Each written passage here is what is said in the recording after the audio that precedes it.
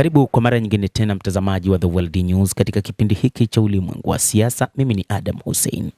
Palestina inataka uingiliaji kati wa walimwengu kusitisha mashambulizi ya Israel. Mamlaka ya Palestina imesema kwa uamuzi wa baraza la mawaziri la utawala wa Israel kuhusu kutaifisha ardhi za ukingo wa Magharibi na kuitaka jamii ya kimataifa kuchukua hatua kuhusu suala hilo.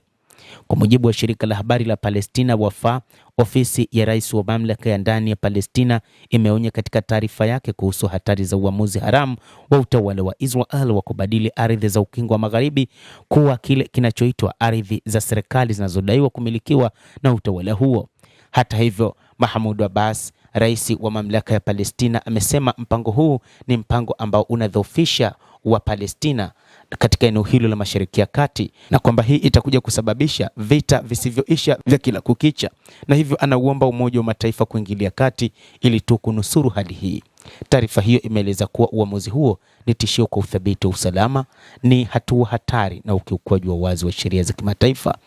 Imeongeza taarifa hiyo kuwa uamuzi huo usiokubalika wa Israel ni sawa na kuunganisha kwa vitendo ardhi za Palestina zinazokaliwa kwa mabavu. Ni tangazo la kuanza utekelezaji wa mipango ya kuunganisha ardhi za Palestina kwa lengo la kuhalalisha ukaliaji mabavu kwa njia ya vitongoji haramu vya walowezi na pia kumaliza makubaliano yaliyosainiwa.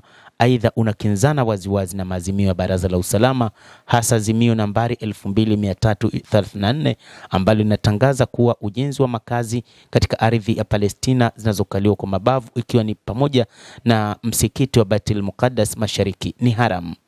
Pia mamlaka ya ndani ilitoa wito kwa jamii ya kimataifa ikiwemo Baraza la Usalama la Umoja wa Mataifa na serikali ya Marekani kuingilia kati haraka ili kusitisha hatua hizi hatari za utawala wa Israel na kulazimisha kuzingatia sheria za kimataifa, kutekeleza usitishaji mapigano na kukomesha kuongezeka kwa mvutano katika eneo hilo la Mashariki ya Kati. Hata hivyo, bado hali katika eneo hilo ni mbaya mno, ambapo Israel imefanya mashambulizi na kuua raia wasiokuwa na hatia. Wapalestina 10 wanadaiwa kuuawa katika eneo la ukanda wa Gaza kutokana na mashambulizi ya Israel licha ya usitishaji wa vita. Vikosi vya Israel vinadaiwa kwamba vimewaua angalau Wapalestina 10 katika mashambulizi mapya yaliyofanywa katika maeneo mbalimbali ya ukanda wa Gaza, katika ukiukwaji mwingine wa makubaliano ya usitishaji wa vita yaliyoratibiwa na Marekani na kuanza kutekelezwa Oktoba 10 mwaka uliopita.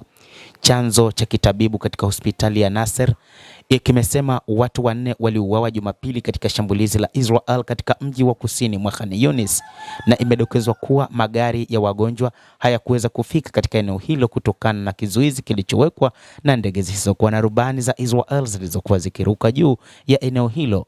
Wapalestina wengine 4 waliuawa baada ya vikosi vya Israel kushambulia hema la wakimbizi katika eneo la Al-Fallujah kaskazini mwa Gaza.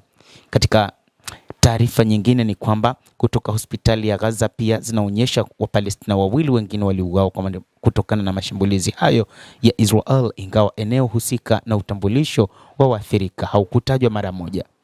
Kwa mujibu wa mamlaka ya Gaza, Israel imekiuka makubaliano ya usitishaji vita zaidi ya mara 1500 tangu yalipoanza kutekelezwa Oktoba mwaka uliopita. Na tangu wakati huo watu wasiopungua 591 wameuawa na 1590 wamejeruhiwa. Makubaliano hayo yamemaliza mauaji ya kimbari ambayo yalianza kutekelezwa na jeshi la Israel dhidi ya Palestina mnamo Oktoba 8 mwaka 2023 na kudumu kwa takribani miaka 2. Kwa mujibu wa maafisa wa Palestina, vita hivyo vilisababisha vifo vya zaidi ya Palestina 72,000 na kujeruhi zaidi ya watu 171,000, wengi wakiwa ni wanawake na watoto, huku takribani 90% ya miundombinu ya kiraia ikiharibiwa kwa kiwango kikubwa. Umoja wa Mataifa umekadiria kuwa gharama za ujenzi mpya wa Gaza zitafikia takribani dola bilioni 70 za Marekani. Mtazamaji wa The World News, endelea kutufuatilia na nikusihi usisahau kulike, kucomment, kadhalika kusubscribe channel yetu hii ili upate habari hizi kwa mapana kupitia The World News.